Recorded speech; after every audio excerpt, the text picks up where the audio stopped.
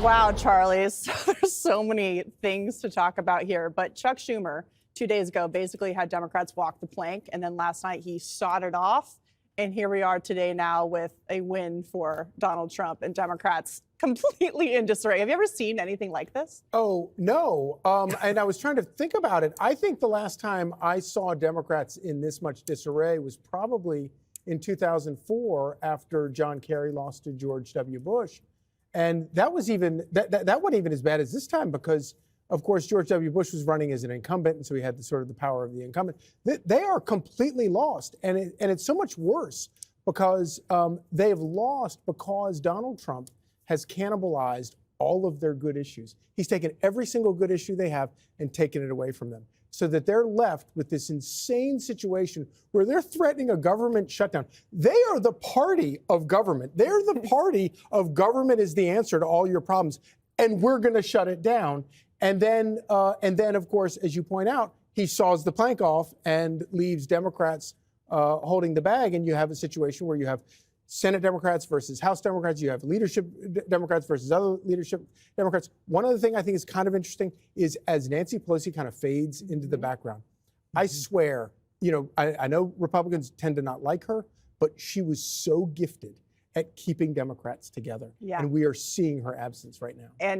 But she's also present because, Judge, she's saying that Schumer needs to go and that the Senate leadership has completely failed. I find it so interesting that you have Hakeem Jeffries, who lives down the street from Chuck Schumer in Brooklyn. That's a little awkward. Neighbors is not being the one who said who should primary him. It's AOC, also down the street. Yeah, it's interesting that AOC, just kind of as an aside before I get into it, with the, the division between the House Dems and the Senate Dems, but AOC is doing some interesting things. I think that whether or not Hakeem Jeffries wants to admit it, I mean, they're furious with Schumer's.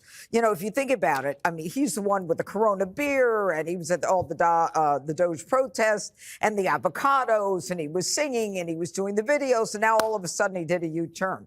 Honestly, I think it was a smart move. I don't think the Democrats realize that because they would have given Donald Trump power to decide, who gets paid, what's considered an essential job. And so Donald Trump could say, you people are not essential, so you're not going to get paid. I mean, Schumer was between a rock and a hard place, and he made the decision not to shut the government down. But we all know that the party in power is the one that suffers when the government is shut down. But I want to go to AOC. Now, AOC is doing what Gavin Newsom is doing. She said that she's going to start going into the red districts and town halls, and she's going to go out there with Bernie Sanders. And I think the time for her is now or never. I think she is making a decision that, you know what? I think that this is the time for me to get out there because Schumer is out of sync with us. And if there's anything that she has done in the last few years since she's come to Congress, she's become more thoughtful. And she's become more reasoned, and she makes it clear what it is that she's thinking. So they've got a real divide within the party, and I think that she is the one who might be able to put it all together. So, Harold, from a strategy perspective, this was a situation where Democrats initially wanted to shut the government down, saying they could blunt President Trump's agenda. Then they realized what the judge just said about Trump actually having more power in a shutdown to say, we just need essential workers. Now everybody else who's not working, Doge can say, why are they employed by the federal government at all?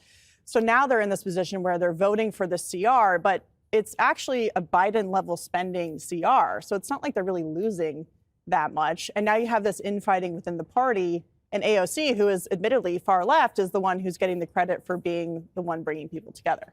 Well, good to be here. Happy Friday. I think that's one perspective that you just laid out there, Katie. And I think I get the political downfall, as the judge was saying, for Democrats. They didn't support this. And the reality is this looks a lot like the spending numbers from last year. But when you're out of ideas, it seems like my party is, you seem to kind of be out of focus. And as a result, you see these kinds of machinations. We should not forget a week ago, there was a back and forth between Republicans in the House about what this bill should look like and whether or not they could bring all of their party together. So this consternation around this bill has been bipartisan. Two, Chuck Schumer is probably going to face a primary challenge from one of the names mentioned, including the Congresswoman from Congresswoman AOC or Alexandria Ocasio-Cortez. And she will be a formidable opponent because I think what Mr. Schumer probably didn't calculate right. No one knows what he was standing for here. If he just decided I'm going to flip, you got to have a reason. I've always said any politician can change his or her mind, and I always accept when someone comes to my side. But you're not perceived as being authentic if you don't explain why you made the change. I think there were Democrats that wanted some concessions from Republicans. Maybe they couldn't have achieved them or couldn't have won them. But this may be the worst of all worlds.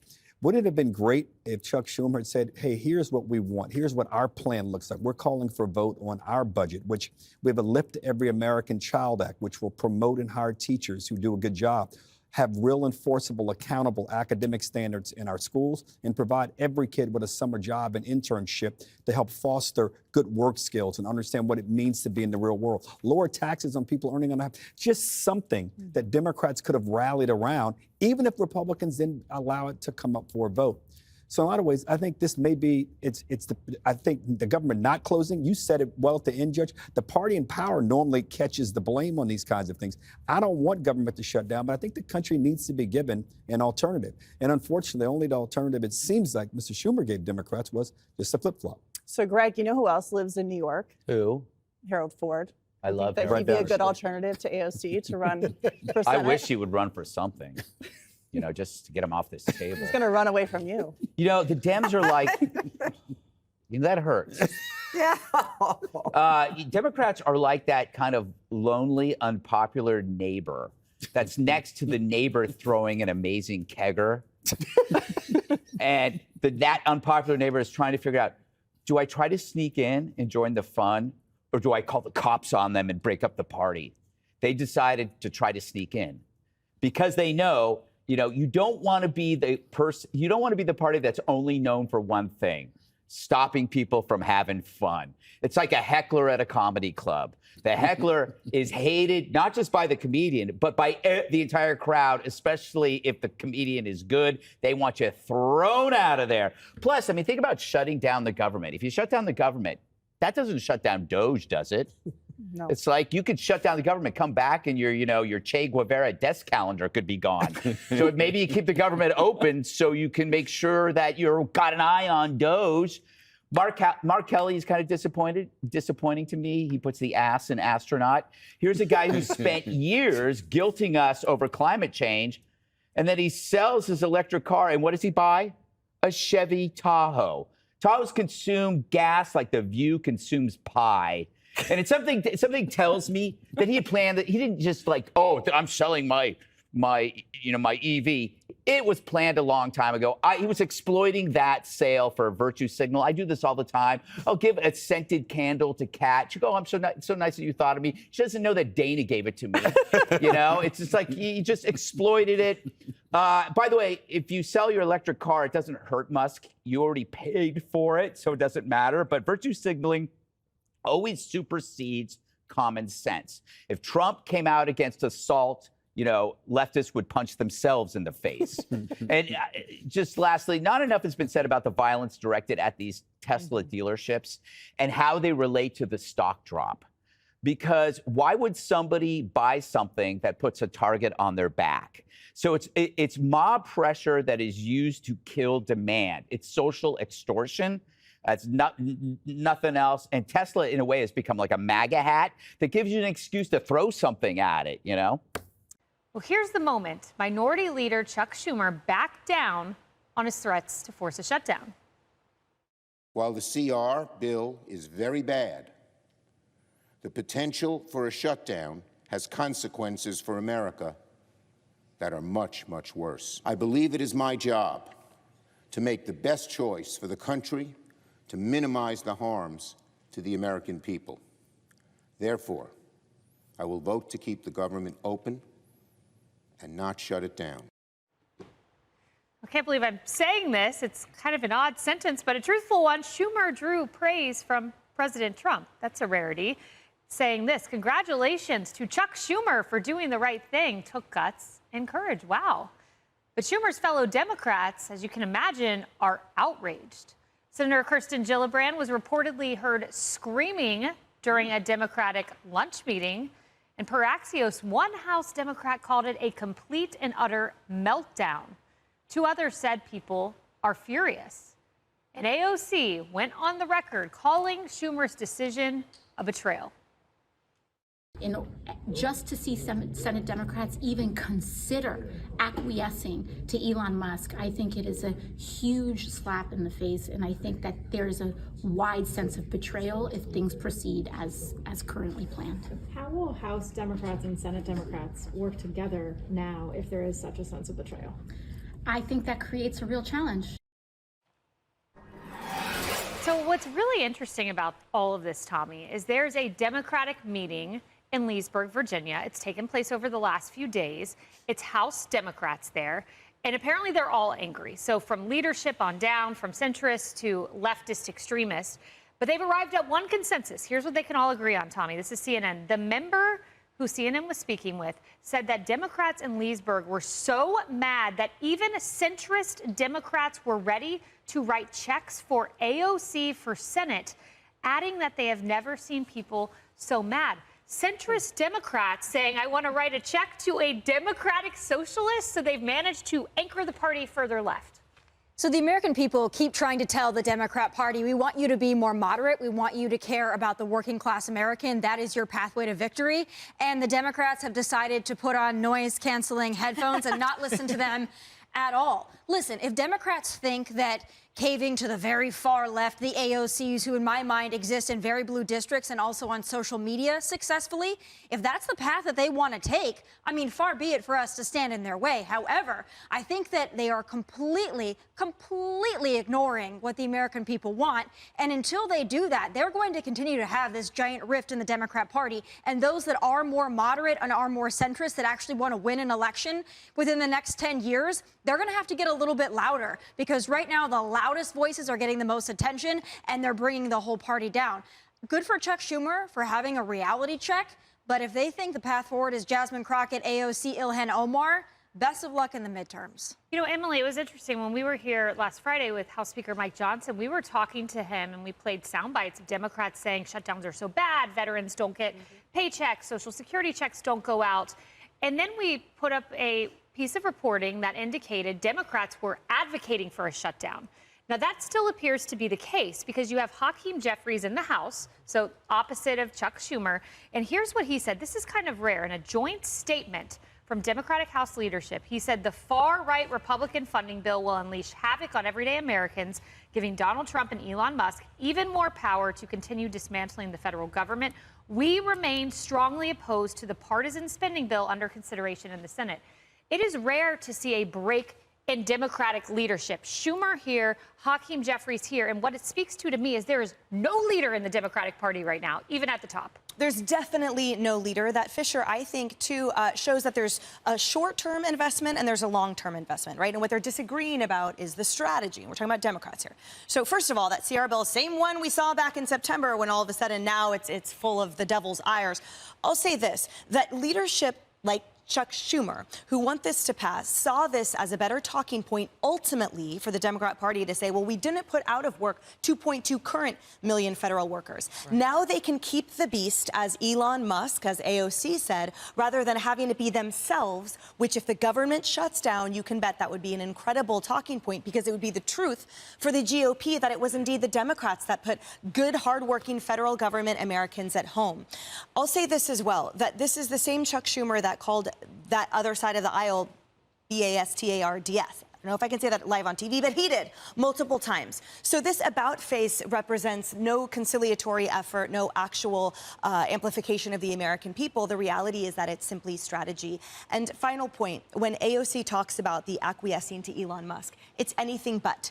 What this is doing, what you would be doing, is listening to the American people who want efficiency, they want tax cuts, they want easier lives for their family, and they don't want a bloated government. So they can shout all they want behind these closed doors, but it's the American voices that should be amplified with them passing this. Harris, you know, AOC's chief of staff put this out. He said, fights define you. And he went on to say, FDR knew this, and he said, Harry Reid knew this. It's not complicated. Well, one of Harry Reid's former staffers came out and said, Schumer is right. Dems are understandably spoiling for a fight, but this was not it. Fight but pick smart fights, they told Politico Playbook. So what's a smart fight? This isn't one, apparently. The one that Donald Trump waged when he got shot in the head, in the ear, when in that situation with a would-be assassin in Butler, Pennsylvania. Look, they want the fight, fight, fight language because what does it do? It works. It wins. It wins elections. It wins victories once you're already governing. I mean, it's a winning course. You have to fight for something, though. It's not always just fighting against. But I don't think it's that deep. I think this is much more superficial. I do not think that Chuck Schumer took some deep look inside. And this is just my humble opinion based on all the years of career that we watched him live through. He didn't say, I want to change the way forward and get people to look at us as the good guys. He wants to retain his power. I mean, AOC and the rest, they want to retain their power. They just see different ways of getting the same thing done, self-preservation, because if they were listening to Americans, as both of you have put, Emily and Tommy, they would see a way forward as happening right now. Get on board and pitch your own ideas. Take some ownership of shrinking the government, come up with some ideas so you can say, well, you know that building? They really did have blue. And I was part of helping get that done. Now, when they get back in office, because we know politics can be, cyclical, if they make their way back anytime soon, they can take part of some of the victories. But right now, all they're doing is watching the chef cook in the kitchen and not even being fed. Yeah, Griff, as we look at the clock, the Senate convened at 10:45 a.m. They are considering a few nominations. They have the Halt Fentanyl Act to vote on, then they'll vote on the CR. We don't know which 8 Democrats will come over and vote with Republicans. We know Senator Fetterman will. Senator Fetterman, I'm saying this a lot lately, is exactly right. He said this to CNN. Fetterman said Democrats are upset that Democrats are free riders because they know secretly they know that shutting down the government would be a disaster. He said that the GOP own the only exit ramp out of the shutdown. In other words, he's taking the hard vote and voting with Republicans. The rest are free riders following in his footsteps, and he's giving them cover. Yeah, well, so you're right. They're going to do a test vote first. And that's going to tell us a lot, Kayleigh, because, again, if Schumer has Fetterman, you need 6 more Democrats. And as the saying goes, a leader with no followers is just a man out going for a walk. And so if these Democrats, and to Harris's point, if indeed the Democrats want to die on this hill, minus Chuck Schumer, it's going to spell peril for Chuck Schumer. Although ultimately the reasoning in Schumer's remarks, he in the first part of his remarks, he said it's a Hobson's choice, a 19th century analogy that tells us a lot. Being between a rock and a hard place with no 2 good options. But yet the fear was that if we let the government shut down, it would give Trump all the power that he desires. Exactly. But here's a wake-up call for Chuck Schumer. He's kind of already got it. It's so true, but he could blame Democrats for giving him more power. We'll see where it goes. And then one last point, Kayleigh, to your, saying that there's no leader here. Democrats don't even have a plan. I just reported yesterday on 127 House Democrats voted against a 1-page bill to extend the statute of limitations to prosecute COVID fraudsters. How in the world do you not agree to do that? And so on each case, we're seeing that the Democrats are far in disarray and also not in on any single page of music that they're singing from. Chad was just referencing this moment with Hakeem Jeffries when he didn't want to answer the question about whether or not he believes it's time for new leadership in the chamber across the way from him at the Capitol. Let's play that. This is number 2. Let's watch. Is it time for new leadership in the Senate? Next question. Yeah. What do you think about that, Nicole? Well, it's definitely time for new leadership in the Senate. It's time for new leadership in all these Democratic conferences because all they've done was hurt the people of this country with their terrible policies. What I will say is that Chuck Schumer created this political problem for himself. He should have been honest with the American people. This was a clean, continuing resolution. They all basically voted for the same thing in December. But now they wanted to act like this was partisan, this was political, that there was some type of gimmick that was included in this, which there was not. As a matter of fact, the only changes in spending, they actually increased some funding for veterans, for women and children on nutrition programs, for our military to pay them more because they are struggling, these young service members putting their life on the line for our country, and for defense so we can build submarines and naval ships. Who's against that? Yeah. That's what's in here. Well, and for some reason, Is it true that some of what's in here is codifying or locking in some of the cuts in DEI programs and some of the DOGE programs that have already happened? And Democrats say they're concerned that if they allow this to move forward, if there is a shutdown, that then DOGE will take advantage of that moment to cut even more to the bone.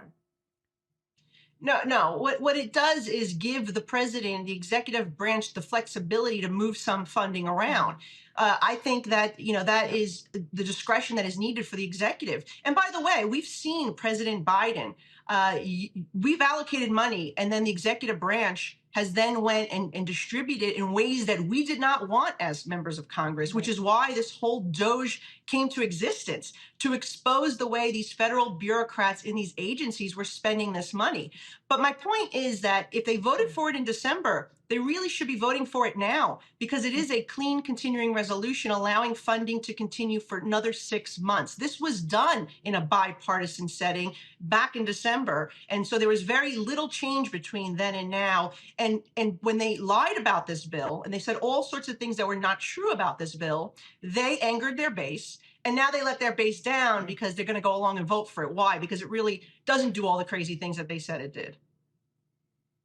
Yeah, Nancy Pelosi pushing for a 4-week extension rather than an extension that goes until September.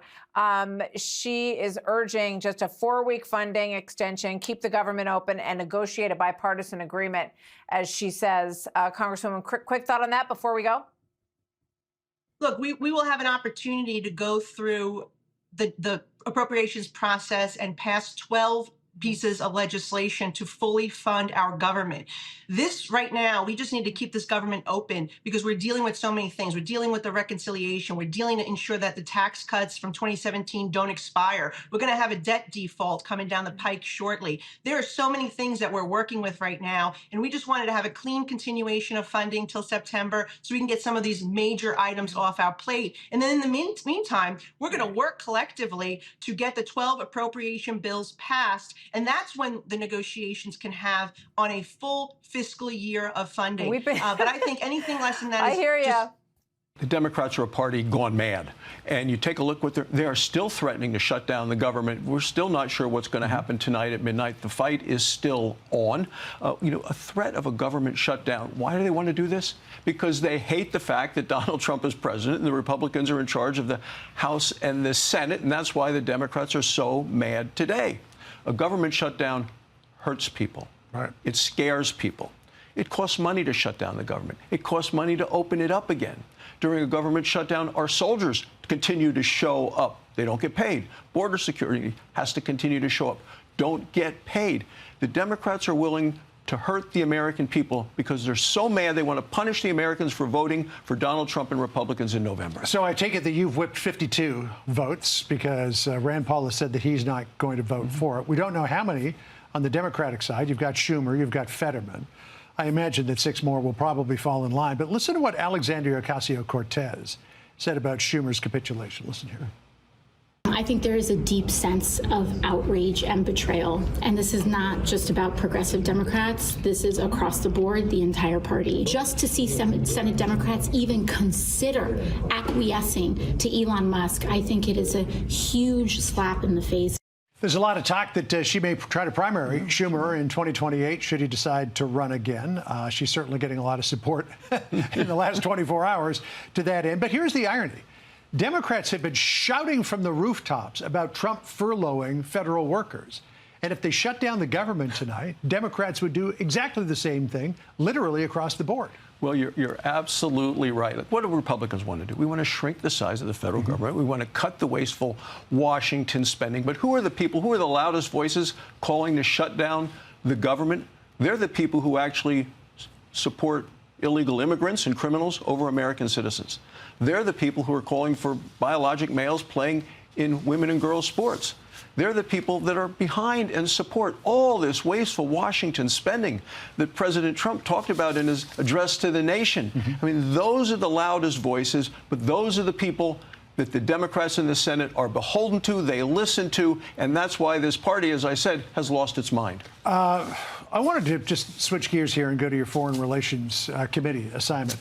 to talk about NATO, Ukraine, Russia. Mark Rutte, who's the Secretary General of NATO, was at the Oval Office yesterday, also appeared with Brian Kilmeade on Fox and Friends this morning. There's been tremendous criticism of President Trump about his approach to NATO. People think that he's going to leave the alliance, he's going to destroy the alliance. Kilmeade asked Rutte about President Trump and the NATO alliance. Listen to what Rutte said. He is totally committed to NATO because collectively with 32 countries, it was projecting American power in the world at the world stage. And that's important. I respect him. He's a great friend and a great ally. I respect him. He's a great friend and a great ally. What does that say to his critics? Well, they'll continue to criticize President Trump no matter what he does. But I was with President Trump first in the cabinet room with Republican senators yesterday after that meeting with the NATO leader. And then President Trump took me into the Oval Office. We continued a discussion. President Trump just wants to make sure the European allies do their part, and they haven't for a long period of time. We can't bear the burden of what's happening around the world. We can't be the world's policemen. We can try to bring people together, but we can't do the sorts of things that the rest of the world expects us to do, nor should we do those things. So I support what the president is doing. Well, they own it, Bill. I think this is just an acknowledgement on his part that the Democrats put us into this situation. The first 3 appropriation bills that Congress is supposed to pass every year passed out of the committee over 8 months ago. And 11 of the 12 passed before the August recess last year, and Chuck Schumer never put one of them on the floor. And so we are cleaning up the mess that Chuck Schumer and the Democrats and Joe Biden left us and funding last year's appropriations bills. This is the cleanest, best way to do it. The Democrats should get on board with it. If they want to filibuster the issue of shutting down the government, more power to them. But this is on them. And it's important that they deliver the votes to help us get this across the finish line and keep the government funded. This morning, I did chuckle when I saw Politico's headline of their morning newsletter that Schumer stops a shutdown, as if he was the hero in all of this. What's interesting is just how frustrated and angry the left is with him. So he's basically got no friends this morning in Washington. He might be headed to the pound to get a new dog. Well, that's the old saying, as you know, Dana, in Washington. But honestly, I mean, in his case, what he's hearing is the far left, which has a severe case of Trump derangement syndrome. And they're making a lot of noise out there, but they don't represent the heart of the country. The middle of this country, the middle of this electorate wants us to get things done, wants the president to be successful, wants us to make government smaller and more efficient and to modernize it through technology. And that's what this is all about. But you have to have the government funded in order to do that. So the left can make a lot of noise, but they're speaking to a very small audience out there. And the people in this country who get up and go to work every day want to see the president and those of us who are here in Congress working together as a team to make a difference for their betterment. And that's what, in the end, funding the government is a part of that. And the Democrats, as I said, left this with this mess from last year. And so we are doing everything we can to clean it up so we can start new on the president's agenda for this next year. But we've got to get this out of the way first. And Senator, right now, it's the Democrats who are standing in the way of that. How many Democrats will vote with Republicans today? Well, we need 8, Bill. That's the magic number, and I'm hopeful they'll deliver that because I think it's they realize that this is on them. The president's on board with this. The House passed it. We've got Republican support. We got more than the necessary 51 votes in the Senate to pass it. But in the Senate, on an issue like this, it takes 60 votes, a supermajority. So we need some Democrat help, and we need at least 8 Democrats. Hopefully, there'll be more. I think it's the right thing to do for the country, and hopefully they'll come to that conclusion. Here's a group of senators railing on President Trump. Watch this. What the Republicans are doing is not a CR. It's a license to destroy. I cannot support giving them a license to destroy, nor that surrenders or capitulates what I swore an oath to do, which is uphold the Constitution. It is one thing for those who aspire to dictatorship to take power. It is another to knowingly give it to him. And they've already proven that instead of governing responsibly, they've been reckless, causing chaos, confusion. And there's more of where that came from. There's a lot of hyperbole there. I know a lot of it is politics, but when you go to try to make the Trump tax cuts permanent in the next few months, as you guys work on that bill, but the level of opposition from the Democrats could reach new heights. It will, Dana, but, we expect that. And again, you're hearing from the hard left, and their base is very angry right now. They're still going through the 5 stages of grief after the last election, but this is why they lost the last election. It's these far-left policies, the far-left rhetoric, and appealing to a small corner of the electorate instead of working for the good of the American people. And there's a lot of revisionist history right now going on among Democrats in the Senate. I've heard a lot of them on the floor and in interviews talking about how we got here. We got here because they didn't do the work last year. We are cleaning up their mess, and we'll get this done, and then we'll turn and pivot and start focusing on fiscal year 26 and the president's agenda. We are actually waiting to find out which one of them in the Senate will join the GOP in funding the government to vote on this cloture vote. It's going to happen sometime in the 1 o'clock hour later this afternoon. And this is the vote, you guys, that unlocks the government funding bill. This is the vote that Republicans need Democrats to join them on. So Democrats, as you know, have been threatening to shut down the government because what they wanted in this government funding bill was to limit President Trump's authority to slash more government. Well, last night, Minority Leader Chuck Schumer announced that while they didn't get what they wanted, he is going to help fund the government because a shutdown, he says, would have been far more worse for federal workers. It would have given President Trump powers to decide who is essential and who is not. A shutdown would give Donald Trump and Elon Musk carte blanche to destroy vital government services at a significantly faster rate than they can right now. This change of heart came right after a heated lunch among Senate Democrats yesterday in which it sounded like Senator Kirsten Gillibrand screaming at her colleagues about how a shutdown would look for them. Meanwhile, Republicans are out there taking a victory lap.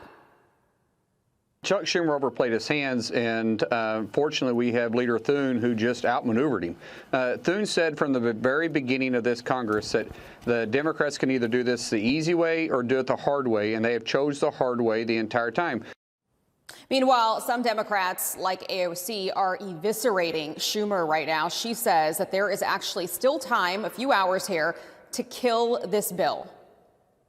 We have time to correct course on this decision. Senate Democrats can vote no. We can correct course. To see Senate Democrats even consider acquiescing to Elon Musk, I think it is a huge slap in the face, and I think that there is a wide sense of betrayal. So this could also turn into a political problem for Chuck Schumer. There are some Democrats that are asking AOC to primary him in New York. And Brian, I know you said that his seat is probably safe, but you also want to consider his position here in the Senate as well. His seat might be safe in New York, but there are some questions about his leadership position here. Will there be a Senate Democrat that comes out that wants to jockey for that But position? Aisha, what happened? Because we knew a cave was going to happen. They just don't have the leverage right now. But something explosive happened in that lunch that we didn't anticipate. I know a lot of the members didn't want to go on record after that meeting, which told you that the leadership had told them to keep their mouth shut. What are you hearing? Well, Senate Democrats were certainly pressured to hold the line when House Democrats, pretty much the entire conference except for one member, stood together and voted no on this bill. So as soon as the House acted the way that it did, at least the Democrats in the House, and Senate Democrats had pressure on them to do the exact same thing. And that was the plan. It turned into a stare down, which is what always happens during these fights. And what happened during the lunch, you know, they've been having these meetings. I think it's been 3 times so far this year. They've had these meetings that have gone over an hour, and we weren't getting really anything out of the Democrats that were leaving the meeting. They would go to the bathroom, they would leave, we would ask questions, they wouldn't say anything. So clearly someone had told them not to talk. And then suddenly we heard screaming. I mean, full-blown shouting at her colleagues, and it was clear to me, I was the first person to say, I think that's Kirsten Gillibrand, and then we all started leaning in, and it was clear that she was unhappy with how this shutdown would make the Democrats look. It just wasn't worth it politically to them. Senator Mark Wayne Mullin said you could hear them down the hallway. That's how loud it was behind that closed door, in that closed door session amongst the Democrats. What about the votes? I know you said earlier you're not really sure, but have you heard anyone might be leaning? Because Republicans need 7 votes from the Democrats. It sounds like they do have it with Chuck Schumer. What about the other Democrats? Do they have the 7? So we actually made a list of some Democrats last night. The Hill team got together. We made a list. And I can tell you that Senator Tim Kaine is a possible yes as well. He said that he would be if he got those amendments. They want to be able to vote on certain things before the actual government funding bill. We could also see people like some of these folks that are retiring soon. They're not going to run for re-election. You've got like Peters in Michigan. We could also see Slotkin, who is a little bit more pragmatic. And then possibly some others out there that might come forward and help to shield some of these more vulnerable Democrats that are up for re-election in 2 years. I mean, Kelly's indicated, too, he would be somewhat open to it. But they wanted that 30 days, right? They wanted Schumer to go to bat for 30-day CR. They wanted and a that clean just collapsed. CR. Yeah. They wanted a clean CR. And they're saying this is a dirty CR, that it's not exactly what they passed back in December or, months before that, that there are some provisions that are a little bit different here, a little bit more defense spending. I think there's a naval ship that's going to be built. There's money in there for that. So there are some differences in that. The key thing that they really wanted that wasn't included by Speaker Johnson was this provision to limit the president's authority to basically slash or cut government wherever he deemed it was necessary. And Republicans just weren't going to go for that. Hey, Sean Hannity here. Hey, click here to subscribe to Fox News YouTube page and catch our hottest interviews and most compelling analysis. You will not get it anywhere else.